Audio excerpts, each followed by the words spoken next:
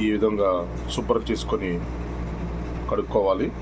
తర్వాత ఇప్పుడు పసుపు, ఉప్పు లైట్గా వేసి కలపాలి. నేనైతే దీంట్లో ముందుగా చికెన్ శుభ్రంగా కడిగిన తర్వాత కరివేపాకు, పసుపు, గరం మసాలా, అలాగే టేస్ట్ కోసం వంకాయ, కరివేపాకు కూడా వేసాను. దీంట్లో సాల్ట్ కూడా వేసాను. 4-5 ముక్కలు యాడ్ చేస్తున్నాను. ఈ విధంగా కలుపుకున్న మిశ్రమాన్ని ఇప్పుడు నేను స్టవ్ మీద, అంటే సిమ్లో లైట్గా స్టవ్ పెడతాను. పెట్టేసి ఒక 10-15 నిమిషాలు లేదంటే 20 నిమిషాలు నేను దీన్ని ఇలాగే కుక్ చేస్తాను.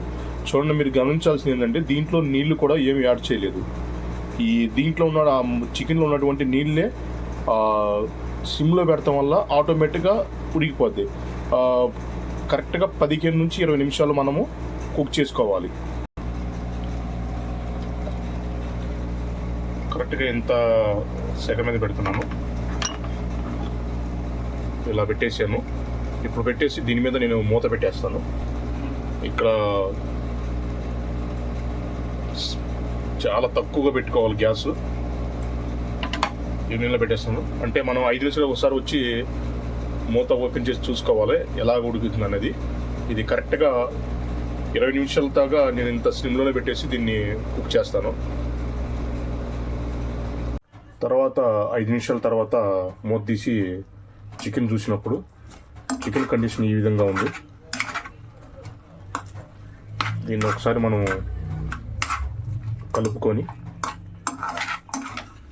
చూసారా ఎన్ని నీళ్ళు వచ్చినాయో. ముందుగా నేను చెప్పినట్టు నీళ్ళు అయితే ఏమి యాడ్ చేయలేదు, కానీ దీంట్లోనే నీళ్ళు చూడు ఎన్ని యాడ్ అయినాయో.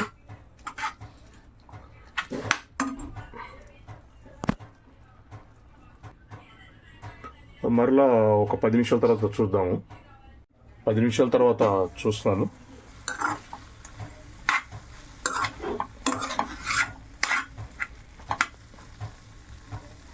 కరెక్ట్గా 10 నిమిషాల్లో మనం అనుకున్న చికెన్ బాయిల్డ్ అంతా అయిపోయింది. చూడండి, ముక్క కూడా ఎంత మెత్తగా అయిపోయిందో. ఈ విధంగా చికెన్ని బాయిల్ చేసుకొని